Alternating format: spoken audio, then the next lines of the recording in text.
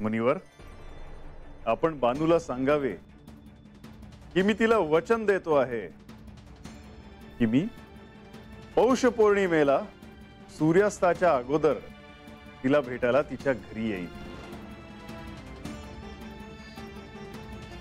नारायण नारायण. देवा, आपण खरोखरच भक्तवत्सल आहात.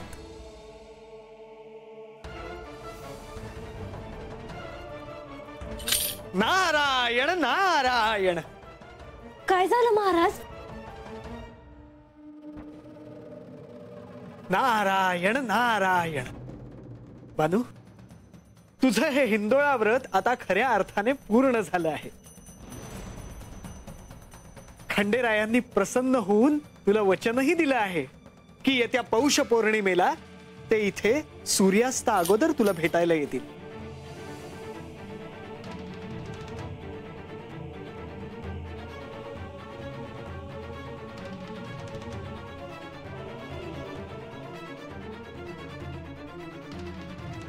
मला ठाव होतं ते मला भेटायला नक्की येणार. त्या दिवशी त्यांनी मला वचन दिलं ना, तेच लय होतं बघा माझ्यासाठी. तुम्ही मला हे व्रत सांगितलं, मी पूर्ण श्रद्धेनं हे व्रत केलं आणि आज भी त्यांनी मला वचन दिलं. तुम्ही नसताना महाराज तर माझी आणि खंडेरायांची भेटच झाली नसती.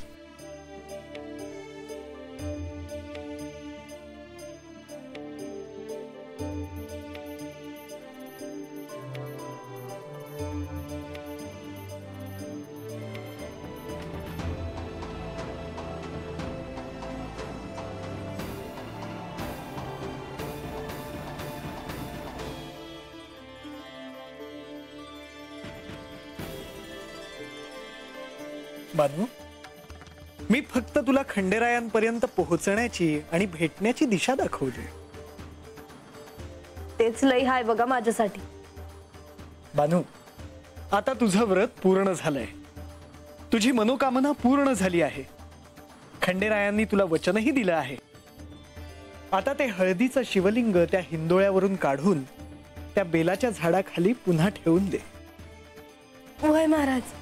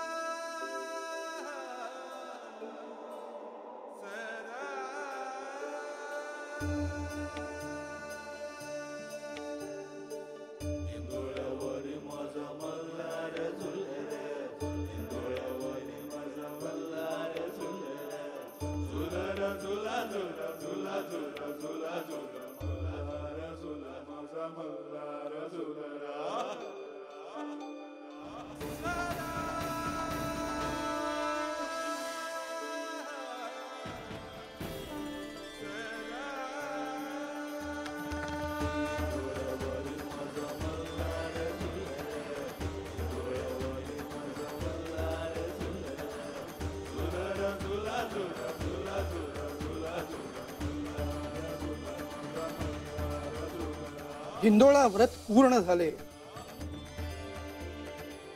आणि खंडेराय भक्ताला दिलेल्या वचनातून मुक्त झाले. प्रधानजी,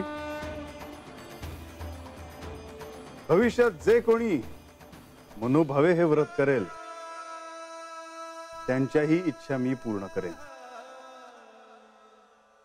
देवा, आपल्याला विश्रांती घ्यायची आहे का? विश्रांती?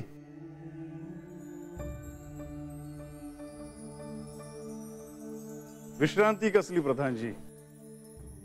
आता लक्ष्मी देवींनाही सांगावं लागेल. त्यांनी विवाहाच्या पूर्वतयारीच्या मुहूर्ताची एवढी तयारी केली होती, परंतु मला नाही जाता आलं. काय वाटलं असेल त्यांना? देवा, आपण इथे अडकल्याने मलाही त्यांना भेटता आले नाही. आता लक्ष्मी देवींना काय उत्तर द्यावे हा प्रश्नच आहे. हो, परंतु आता आलेल्या प्रसंगाला तोंड द्यायचं आहे.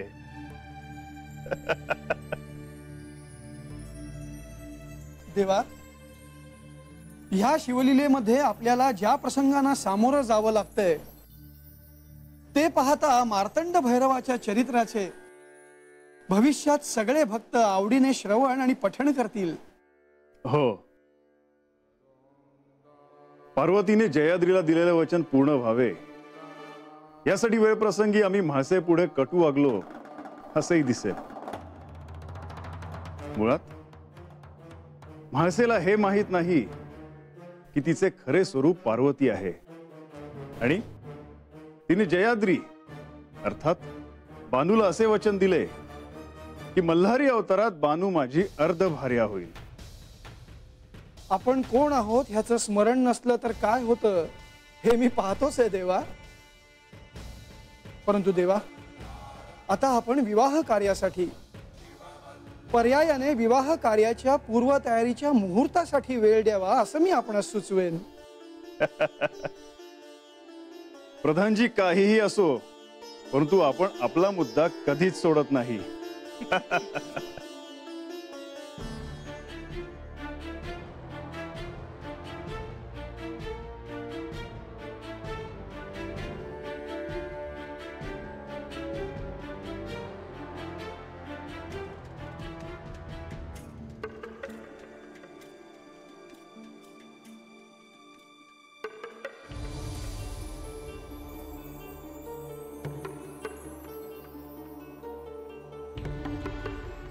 श्री खंडेराय आणि म्हाळसा यांच्या विवाहाच्या पूर्वतयारीचा आज मुहूर्त करायचा होता आणि तो काही झाला नाही. सारी तयारी केली होती मी, परंतु आता सांज वेळ होत आली आहे. आता आज नको करायला मुहूर्त. देवी, यात प्रधानजींची काही चूक नाही. हा मुहूर्त केवळ माझ्यामुळे होऊ शकला नाही आणि म्हणून मी आपली. देवा, काय बोलताय आपण? आज जे झालं ते झालं, परंतु संपूर्ण विवाह संदर्भात मला तुमच्याशी चर्चा करायची आहे. काय काय होणार, कसं कसं होणार, कोण कोण करणार, या सर्व गोष्टी ठरवायलाच हव्यात.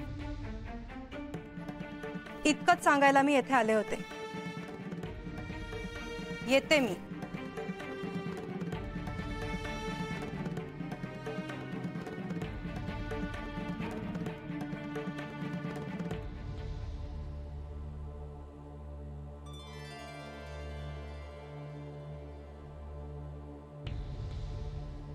देवा, आपण कुणाचीही क्षमा मागायची काहीच आवश्यकता नाही. तसं नाही प्रधानजी. अहो, वरपक्षाकडून विवाह संदर्भात तयारी करायला स्त्री वर्गाकडून कोणीच नाही आणि लक्ष्मी देवी केवळ यासाठीच इकडे आल्या आहेत आणि त्या सर्व गोष्टी अगदी मनापासून करत आहेत. आजही त्यांनी तशीच तयारी केली होती, परंतु झालंच नाही. त्या निश्चितच दुखावल्या असतील. परंतु प्रधानजी, आता त्यांना केवळ आपणच समजवू शकता.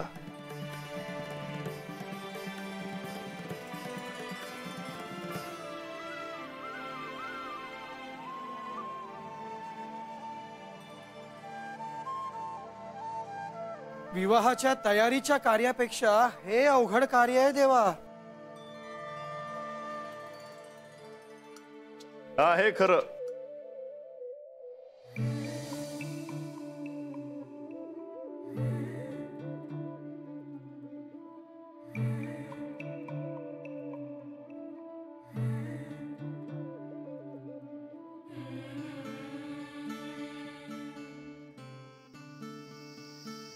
मला असं वाटतं की मी आता तुम्हाला जेवायला घालावं. एवढंच ना. कधी बी आजी. ठीक आहे, यानंतरच्या पहिल्या पौर्णिमेला मी तुझ्या घरी येईन.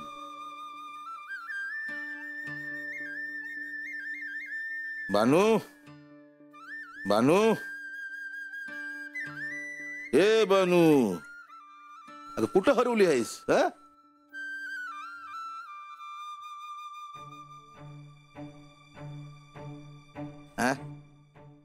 आणि हे काय, तुझं व्रत झालं का पुरं? वय आणि ते महाराज कुठं दिसत नाहीत ते गेलं ती म्हणायचं का? अरे बा, माझं व्रत पुरं झालं म्हणून मग ते महाराज बी गेलं बघ. का मग मला सांगायला पाहिजे होतं ना, तर जाण्याआधी मी त्यांच्या पाया पडलो असतो ना.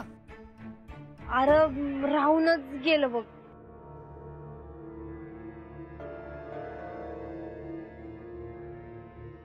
बानू, मला एक विचारायचं होतं बघ. अरे मग विचार की. नाही म्हणजे हे आताशालाच व्रत कशाला केलं ग तू?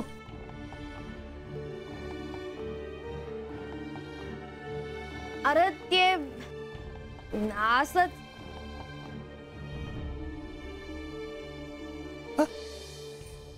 असंच? अगं पण व्रत करण्यामाग काहीतरी कारण असेल का नाही? अरे असं काय करतोयस? महाराज मला म्हणले व्रत कर आणि मी आता केलं. पण देवाचं व्रत हाय म्हणल्यावर कारण लागतं बाय. बानू, तुला तर माहित आहे की त्या दिवशी शेवंत आली होती घरला आणि काय बाई बोलून गेली मला. मला कसं तरी वाटलं बघ.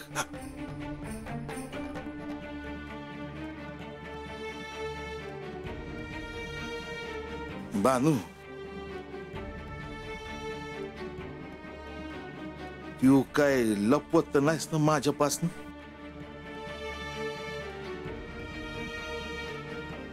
मला एक सांग, तुझा माझ्यावर विश्वास आहे ना? व अगं काय विचारतीस?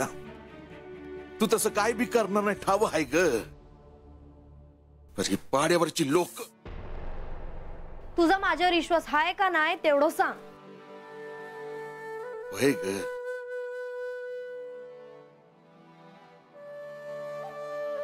तुझ्यावर विश्वास आहे ग माझ्या पोरी. पर एका बापाची काळजी तुला नाही कळणार बघ. त्यासाठी बापच व्हायला लागतंय. मी आहे व्रत केलं कारण देवा खंडोबाची आपल्यावर कृपा असावी आणि माझी इच्छा बी पूर्ण व्हावी. फक्त एवढंच ध्यानात असू दे की मी काय बी चुकीचं करत नाही हाय. तुझा असाच विश्वास राहू दे बघ माझ्यावर.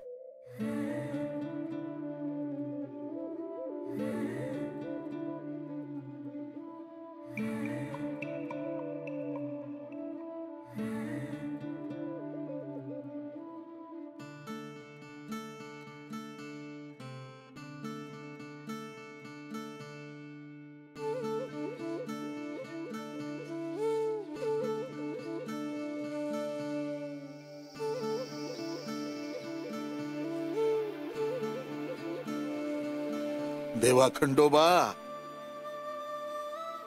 माझ्या पोरीची काळजी घे रे बाबा. मायानंदा, मी जरा बाहेर जाऊन येतो. अहो, मला तुमच्याशी थोडं बोलायचं होतं. बोला.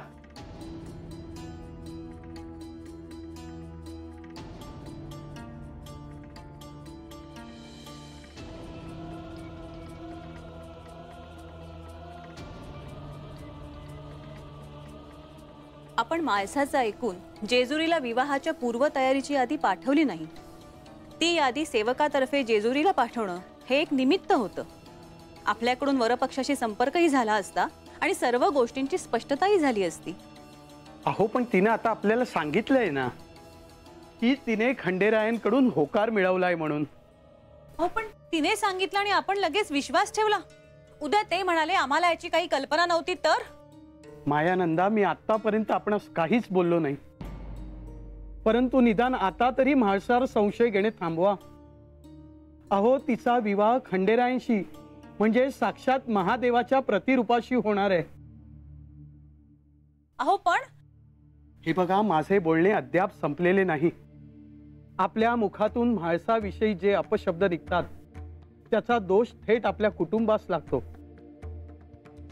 अहो, खंडेरायांनी म्हाळसाला आपली पत्नी म्हणून स्वीकारले. ती मुलगी सामान्य नव्हे. निदान आता तरी आपल्या स्वभावाला थोडे योग्य वळण द्या. मी माधव शास्त्रींकडे जाऊन येतो. शक्य झाल्यास त्यांनाच इथे घेऊन येतो. अहो, तुम्ही जे म्हणालात ते मला पटलंय, पण माझं आईचं हृदय आहे हे तुम्ही विसरू नका. आणि आपण हे विसरू नका की ह्या घरात एक मंगल कार्य होणार आहे. तेव्हा शुभ आणि मंगल बोला. वास्तुदेवता सदैव या वास्तूत जागृत असते.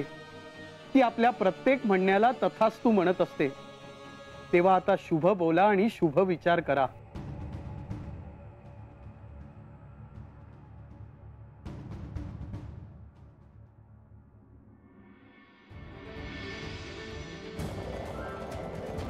म्हाळसा,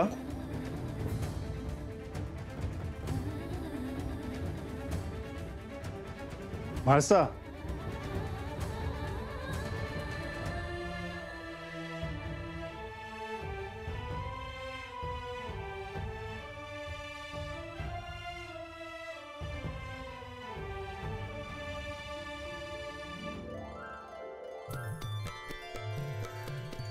बोलावे.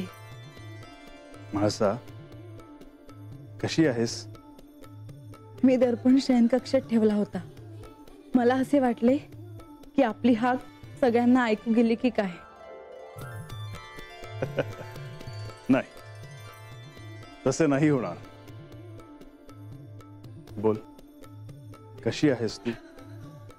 विवाहाच्या पूर्वतयारीची यादी आपल्याकडे जेजुरीला न पाठवता मी इथूनच आपला होकार कसा घेतला हे कोडे सर्वांना आहे. परंतु तुझे समाधान झाले ना? हे काय, मी आपल्याला खूप त्रास तर दिला नाही ना? नाही. तुला तुझ्या सर्व प्रश्नांची उत्तरं मिळाली ना? हो. उत्तम. एक गोष्ट विचारायची होती. आपल्याला राग तर येणार नाही ना? विचार. आधी मी आपल्याशी दर्पणातून बोलत असताना आपण मला हिंदोळ्यावर बसलेले दिसत होतात. त्यावर आपण मला सांगितले की हा एका भक्ताच्या पूजाविधीचा परिणाम आहे. नक्की खरे काय आहे? म्हाळसा, माझ्या एका प्रिय भक्ताने अत्यंत दुर्मिळ असे हिंदोळा व्रत केले,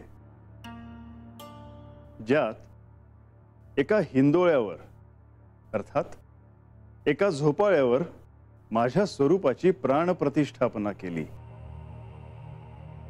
म्हणून जरी मी माझ्या आसनावर बसलो असलो तरी म्हाळसा, तुला मी एका हिंदोळ्यावर बसलो आहे असे दिसले. म्हाळसा,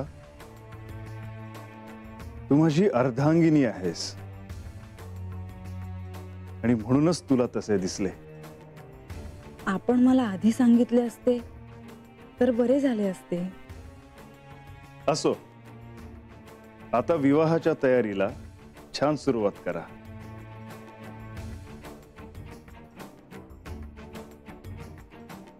हे दुर्मिळ व्रत ज्या भक्ताने मिळवलं तो भक्त आहे तरी कोण हे विचारायचंच राहून गेलं.